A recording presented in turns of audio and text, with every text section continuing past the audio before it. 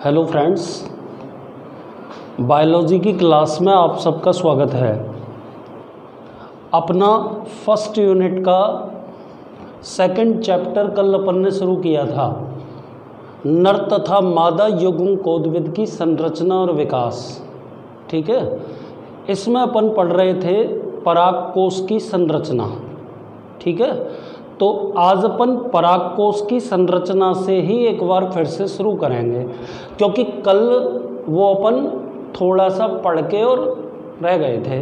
देखिए, परागकोश की संरचना का अध्ययन कल भी मैं बता रहा था, दो बिंदुओं के अंतर्गत किया जाता है।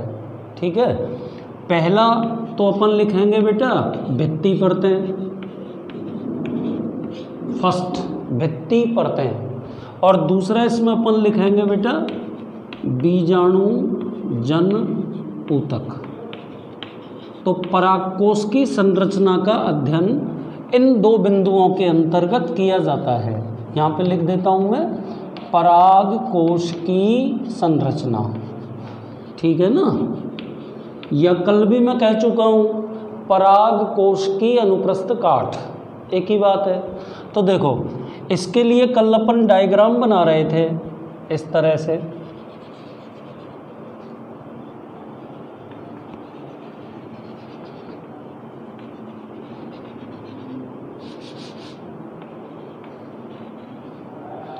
ये अपन परागकोश की अनुप्रस्थ काट का चित्र बना रहे हैं। ठीक है ना, तो देखो पहले तो अपन पढ़ेंगे परागकोश की भित्ति परतें, है ना। कल आपको मैं क्लास में बता चुका हूं कि परागकोश की भित्ति परतों का निर्माण प्रपशु कोशिका में परिणत विभाजन के परिणाम स्वरूप निर्मित हुई। ऊपर वाली कोशिका थी, कल मैं आपको पढ़ा चुका हूं, क्या नाम था उसका, प्राथमिक भित्ति कोशिका, उसके द्वारा होता है। ठीक है ना, एक बार मैं दोबारा कह देता हूं, मैं ये बोल रहा हूं कि परागकोश की भित्ति का निर्माण प्रपशु कोशिका में परिणत विभाजन के परिणाम स्वरूप बनी प्राथमिक भित्ति कोशिका के द्वारा होता है। ठीक है, तो देखिए परागकोश की भित्ति में सबसे बाहर की ओर एपिडर्मिस पाई जाती है, अधिचर्म, जो सामान्य मृदुतकी कोशिकाओं से बनी होती है और एकहरी परत के रूप में उपस्थित है। चारों तरफ बनानी पड़ेगी बेटा। ये मैंने सबसे बाहर की ओर अधिचर्म बना दी।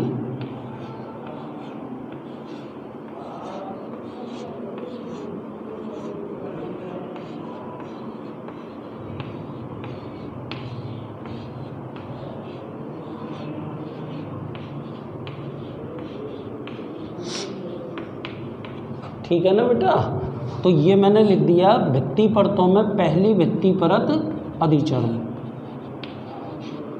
इसको इंग्लिश में क्या बोलते हैं अपन, एपिडर्मिस, एपिडर्मिस बोलते हैं, और इसको मैंने 1 नंबर दे दिया।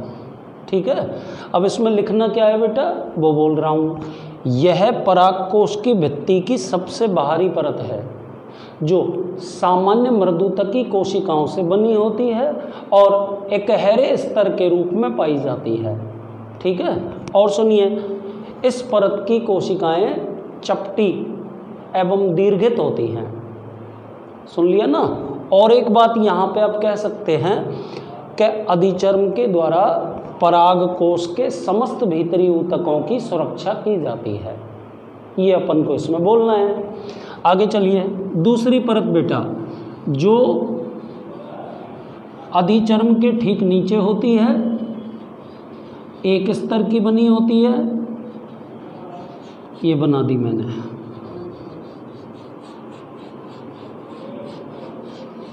ये दूसरी परत हो गई।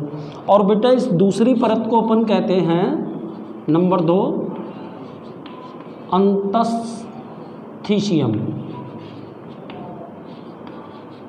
इंग्लिश में इसको अपन बोलते हैं एंडोथीशियम। इसमें आपको थोड़ा सा कैसे लिखना पड़ेगा उसके बारे में सुन लीजिए। अधिचर्म के ठीक नीचे की ओर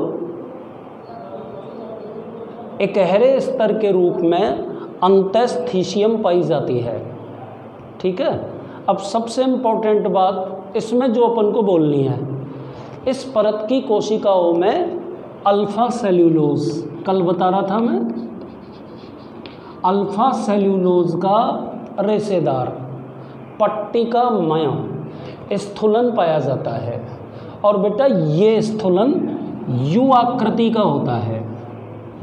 एक्चुअल में जैसे कल भी समझा रहा था, आज भी बताता हूँ। जैसे मान लो इस स्तर की एक कोशिका मैंने ये ले ली, मान लीजिए, ऊपर तो अधिचर्म है ही, ये अधिचर्म की कोशिका है, ये एंडोथीशियम की कोशिका है। ठीक है ना। तो इस एंडोथीशियम की भीतरी ये वाली भित्ति और स्पर्श रेखीय भित्तियों पर अल्फा सेल्यूलोज का स्थूलन पाया जाता है। ठीक है ना। और आकृति कैसी हो गई इसकी, यू शेप। वैसे ये कैसा होता है, पट्टिकामय, पट्टिका के समान। ठीक है ना। अब ध्यान से सुने, मैं दोबारा से बोल रहा हूँ, बिल्कुल क्लियर। देखिए,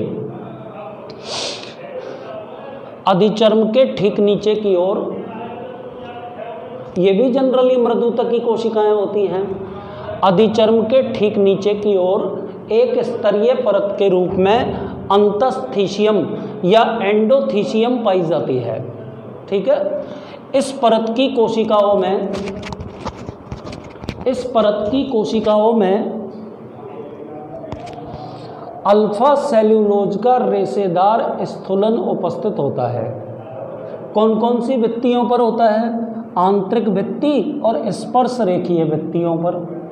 अतः इसकी आकृति यू शेप हो जाती है, याद रखना पड़ेगा। एक और चीज इसमें अपन आपको बताएंगे, वो क्या है वो भी सुन लीजिए। देखो, इस स्तर की कोशिकाएं आर्द्रता ग्राही प्रकृति की होती हैं। ठीक है। अतः यह स्तर परागकोश के स्फुटन में मदद करता है। ठीक है ना बेटा। अब देखिए, चारों तरफ ये मैं सबसे भीतर वाले स्तर के लिए जगह छोड़ देता हूँ फिलहाल। आपको आगे बताऊंगा कि ये टैपिटम स्तर है, जो परागकोश की भित्ति का सबसे भीतरी स्तर होता है। लेकिन बेटा तीसरे स्तर के रूप में अपन पढ़ेंगे मध्य परतें। इन पर मध्य परतें, ध्यान से सुनना, ये मैं बना रहा हूँ।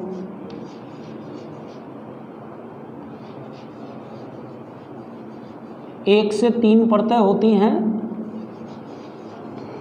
परिपक्व परागकोश के अंदर मध्य परतें प्राय नष्ट हो जाती हैं।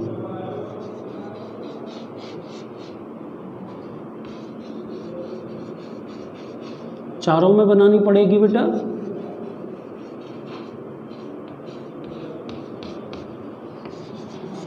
तो इसका मैं नाम लिख रहा हूं, ये तीसरी परत, क्या बोलते हैं इसे, मध्य परतें। और इनकी संख्या कितनी होती है, 1 से 3 परत। तो अब कैसे बोलोगे, परागकोश की भित्ति में अंतस्थीशियम के ठीक नीचे की ओर, अंतस्थीशियम के ठीक नीचे की ओर 1 से 3 स्तरीय मध्य परतें पाई जाती हैं। एक और लाइन आपको बोलनी है कि परिपक्व परागकोश के अंदर मध्य परतें प्राय नष्ट हो जाती हैं। ठीक है। इसके बाद आइए अंतिम भित्ति नंबर 4, ये मैं बना रहा हूँ। ये परागकोश की भित्ति की सबसे भीतरी परत है। चारों में बनानी पड़ेगी। परागकोश की भित्ति की सबसे भीतरी परत, और इस परत को अपन बोलते हैं बेटा टैपिटम। लिख रहा हूं मैं, ये हो गई है ना। तो इसका नाम मैंने क्या लिख दिया बेटा, नंबर 4 करके टैपिटम। तो ये चारों प्रकार की परतें परागकोश की भित्ति परतें होती हैं। बैठी आपके समझ में। एक बार मैं तेजी से सारी बातों को दोबारा बोल रहा हूँ, ध्यानपूर्वक सुने कि परागकोश की अनुप्रस्थ काट में या परागकोश की अनुप्रस्थ काट का अध्ययन निम्न 2 बिंदुओं के अंतर्गत किया जाता है। पहला भित्ति परतें और दूसरा बीजाणुजन ऊतक। ठीक है, भित्ति परतें, परागकोश की भित्ति में बाहर से भीतर की ओर निम्न परतें पाई जाती हैं। सबसे पहले अधिचर्म, यह परागकोश की भित्ति का सबसे बाह्य सामान्य मृदुतकी कोशिकाओं से बना आवरण है ना। इस परत की कोशिकाएं चपटी और दीर्घित होती हैं। इस परत की कोशिकाओं के द्वारा परागकोश के भीतर उपस्थित ऊतकों की सुरक्षा की जाती है। दूसरे पे आइए, एंडोथीशियम या अंतस्थीशियम, अधिचर्म के ठीक नीचे की ओर एकहरी परत के रूप में अंतस्थीशियम पाई जाती है। इस परत की कोशिकाओं में रेशेदार अल्फा सेल्यूलोज का पट्टिकामय स्थूलन होता है जो यू आकृति का होता है। इस परत की कोशिकाएं आर्द्रताग्राही प्रकृति की होती हैं जो परागकोश के स्फुटन में मदद करती हैं। एक्चुअल में जब शुष्क परिस्थितियां होती हैं तो इस परत की कोशिकाओं में तनाव उत्पन्न होता है और तनाव के कारण ये कोशिकाएं फट जाती हैं, यानी कि परागकोश फट जाता है और परागकोश में बनने वाले परागकण परागकोश से बाहर निकल जाते हैं। ठीक है, अब आइए हेडिंग नंबर 3, मध्य परतें। तो आप बोलोगे अंतस्थीशियम के ठीक नीचे 1 से 3 स्तरों के रूप में मध्य परतें पाई जाती हैं। परिपक्व परागकोश के अंदर मध्य परतें प्राय नष्ट हो जाती हैं। ठीक है ना। सबसे लास्ट में टैपिटम लिखा हुआ है, चौथी परत। तो आप क्या बोलोगे बेटा कि यह परागकोश की भित्ति की सबसे भीतरी परत है। इस परत की कोशिकाएं परिपक्व अवस्था में बहुगुणित एवं बहुकेंद्रकीय होती हैं। यह एक मुख्य परत है। इस परत के द्वारा परिवर्धित होते हुए परागकण अथवा लघु बीजाणुओं को पोषण प्राप्त होता है। ठीक है ना। यहाँ पर एक बढ़िया प्रश्न बनता है बेटा। क्या प्रश्न है? प्रश्न केवल इतना सा है, पहले आप सुनो, लाइन को सुनो, कि यदि परागकोश के परिपक्व होने से पूर्व, गौर करना, यदि परागकोश के परिपक्व होने से पूर्व टैपिटम क्षतिग्रस्त हो जाए, ठीक है ना, तो बेटा इस फूल के अंदर नरबंध्यता उत्पन्न हो जाएगी। तो ये एक गुड क्वेश्चन हो गया कि यदि किसी परागकोश में परागकोश के परिपक्वन से पूर्व टैपिटम की कोशिकाएं किसी कारणवश क्षतिग्रस्त हो जाएं तो इनको ना पर्याप्त पोषण नहीं मिल पाएगा। किनको? परिवर्धित होते हुए परागकणों को। तो ना वो पुष्प नरबंध्यता प्रदर्शित करेगा, याद रखना पड़ेगा। ठीक है ना। तो ये चारों परतें हो गई बेटा, बाहर से भीतर की ओर। जरा बोलें, सबसे बाहर की ओर एपिडर्मिस, नंबर 2 पे अंतस्थीशियम, नंबर 3 पे 1 से 3 परत के रूप में मध्य परतें और नंबर 4 पर टैपिटम। यहाँ पे रुक के अभी एक छोटी सी बात आपको और बताई जा रही है। देखिए, देखें सब, टैपिटम पादपों में निम्न 2 प्रकार के टैपिटम पाए जाते हैं, यानी कि टैपिटम 2 प्रकार के होते हैं। ध्यान से सुने।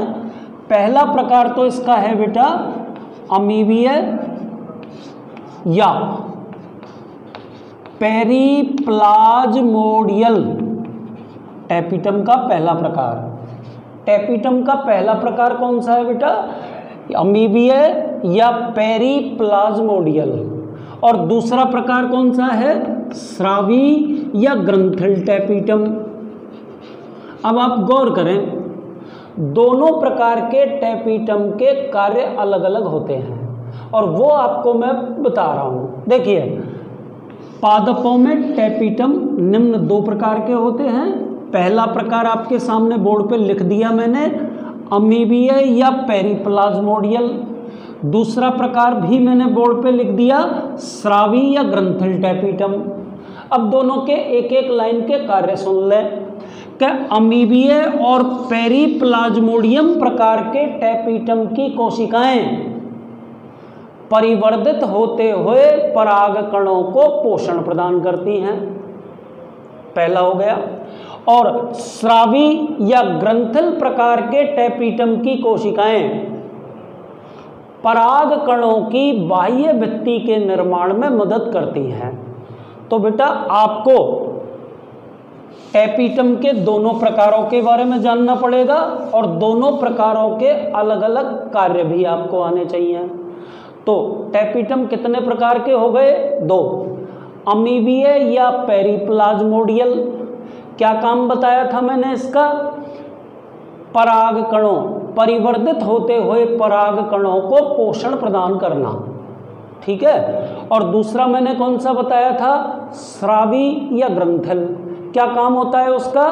परागकणों के बाह्य चोल का निर्माण करना, ठीक है ना। तो अपन ने ये भित्ति परतें पूरी तरह से खत्म कर दी, ठीक है भाई साहब। अब आ जाइए आप टैपीटम के भीतर उपस्थित कोशिकीय समूह पे। ये हो गया बेटा, सब में बना दिया मैंने। तो बेटा टैपीटम के भीतर उपस्थित कोशिकीय समूह बीजाणु जन ऊतक कहलाता है। क्या कहलाता है? बीजाणु जन ऊतक। बीजाणु जन ऊतक की कोशिकाएं द्विगुणित होती हैं, चूंकि ये कोशिकाएं आगे मियोसिस के द्वारा यानी कि अर्धसूत्री विभाजन के द्वारा परागकण अथवा लघु बीजाणुओं का निर्माण करती हैं। अतः इन कोशिकाओं को लघु बीजाणु मात्र कोशिका या पराग मात्र कोशिका कहते हैं, ठीक है ना, याद रखना पड़ेगा। देखिए बेटा, मान लीजिए ये मैंने टैपीटम बना दिया, मान लो, है ना। और टैपीटम के भीतर बेटा ये जो मैंने कोशिकाओं का समूह बनाया है, क्या नाम बताया था अभी थोड़ी देर पहले इसका? बीजाणु जन ऊतक। क्या नाम बोला था? बीजाणु जन ऊतक। सबके समझ में आ गया? आगे चलिए बेटाओ। तो बीजाणु जन ऊतक की प्रत्येक कोशिका को, मान लो इस ऊतक में से मैंने एक कोशिका निकाल ली, ठीक है ना। इस एक कोशिका को लघु बीजाणु मात्र कोशिका या पराग मात्र कोशिका बोलेंगे, ठीक है ना। ये कोशिका होती है बेटा द्विगुणित। तो आपको पराग कोश की अनुप्रस्थ काट की संरचना में इतना लिखना पड़ेगा। अब आप आगे चलिए, थोड़ा सा आगे पढ़िए। देखो, मान के चलिए ये मैंने लघु बीजाणु मात्र कोशिका बना दी। मैं साइड में इसका नाम लिख रहा हूं क्योंकि अब मुझे इसकी परिभाषा और बतानी है। लघु बीजाणु मात्र कोशिका, ठीक है ना। अच्छा, पहली बात कह दी। दूसरी बात सुनो, या इसका दूसरा नाम आप बोल सकते हैं पराग मात्र कोशिका। कैसी होती है ये कोशिका? द्विगुणित, ठीक है ना। अब सुनिए, इस कोशिका में होगा मियोसिस यानी कि अर्धसूत्री विभाजन, ठीक। अर्धसूत्री विभाजन के द्वारा एक लघु बीजाणु मात्र कोशिका से 4 लघु बीजाणु निर्मित होते हैं। कितने? 4। गौर करना भाई साहब, सबसे पहले मैं आपके सामने परिभाषा बोल रहा हूं लघु बीजाणु जनन की। तो देखो, क्या परिभाषा बोलोगे? बोर्ड पे लिख दी मैंने, आपको सिर्फ बोलना आना चाहिए कि लघु बीजाणु जनन वह क्रिया है जिसमें लघु बीजाणु मात्र कोशिका या पराग मात्र कोशिकाओं में अर्धसूत्री विभाजन के द्वारा लघु बीजाणु निर्मित होते हैं। हो गई परिभाषा। एक लघु बीजाणु मात्र कोशिका से अर्धसूत्री विभाजन के द्वारा 4 लघु बीजाणु बनते हैं। कितने बनते हैं? 4। और अब गौर करना, ये चारों के चारों लघु बीजाणु आपस में एक दूसरे से जुड़े रहते हैं।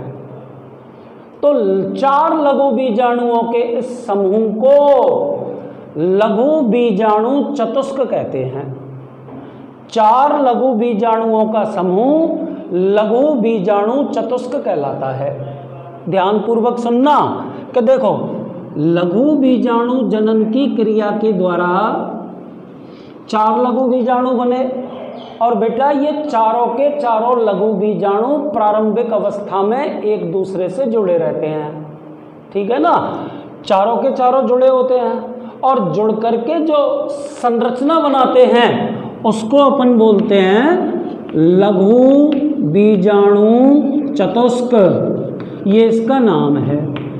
ठीक है ना, अब आगे चलिए देखो,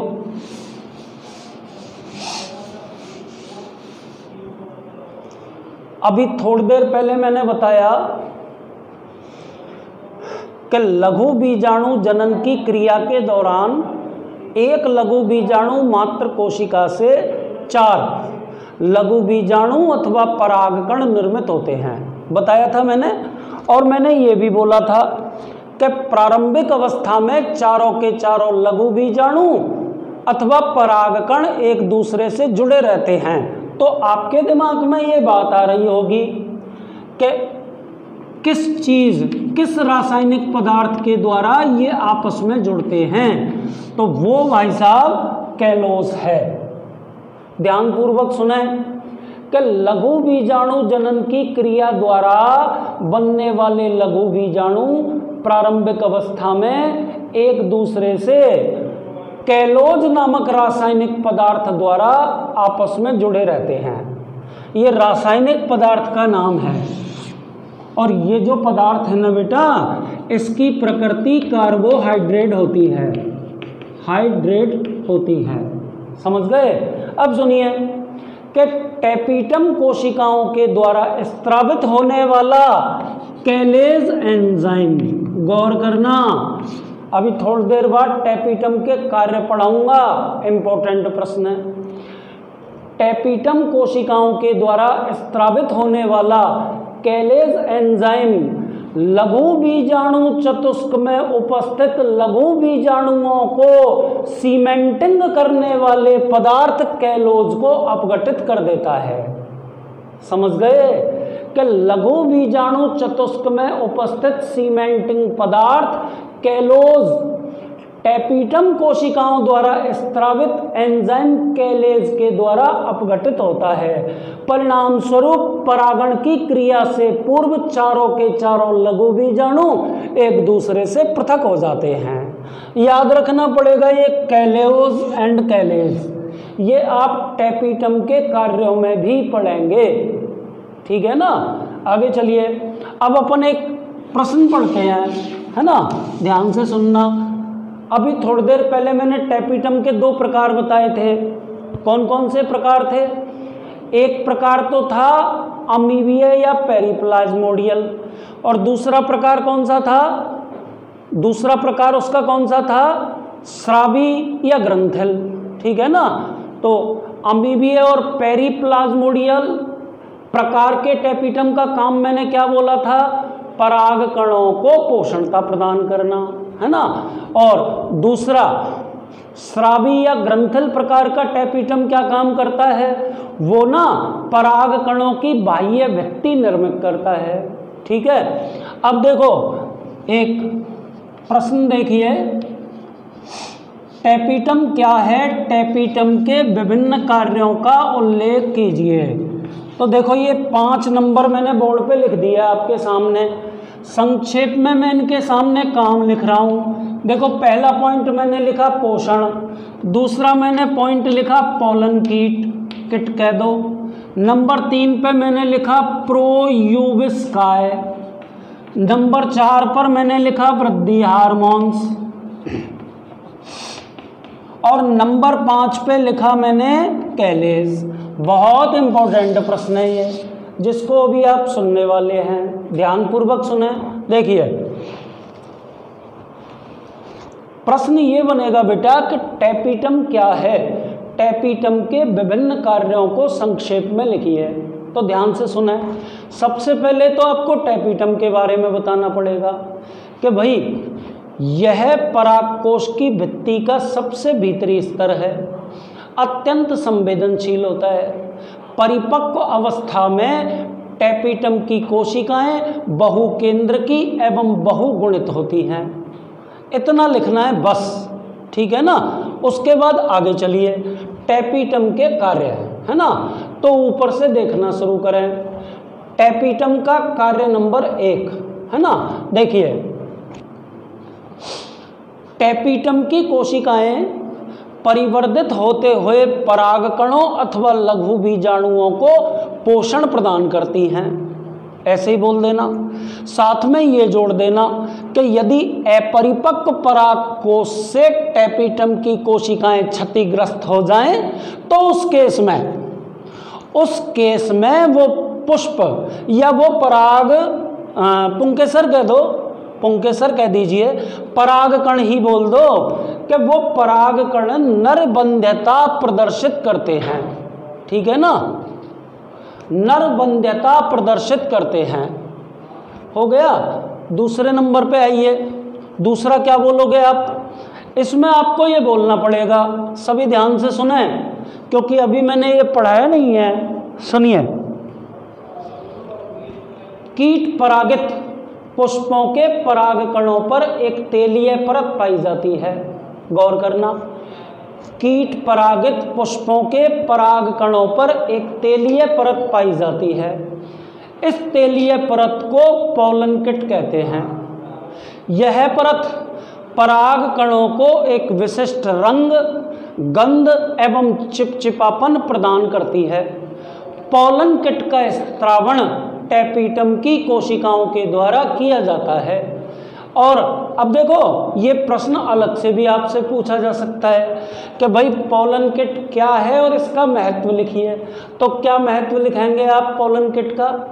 देखो, एक तो ये परागकणों को रंग एवं गंध के द्वारा अपनी ओर आकर्षित, मतलब परागकणों के ऊपर होता है ना पोलन किट, तो पोलन किट के कारण कीट एवं पक्षी परागकण की ओर आकर्षित होते हैं।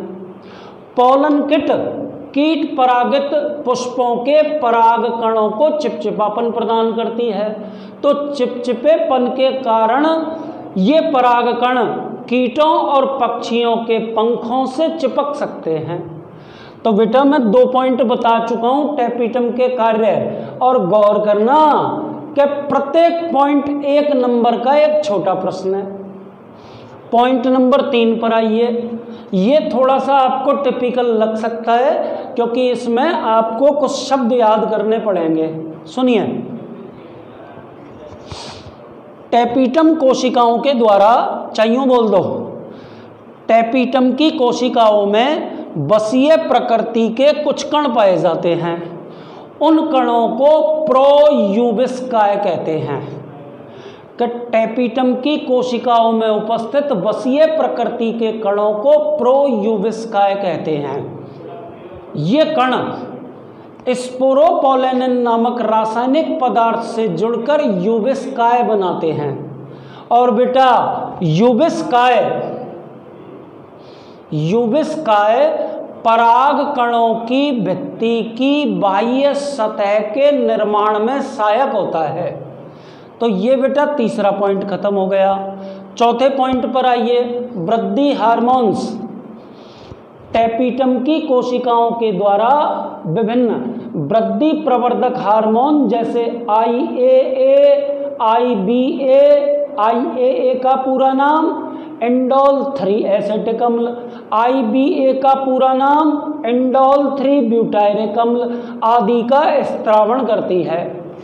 और नंबर 5, अभी थोड़ी देर पहले आपको मैंने बताया बेटा, कैलेज एंजाइम का नाम है। किसके द्वारा स्त्रावित होता है? टेपिटम कोशिकाओं के द्वारा। क्या बताना पड़ेगा?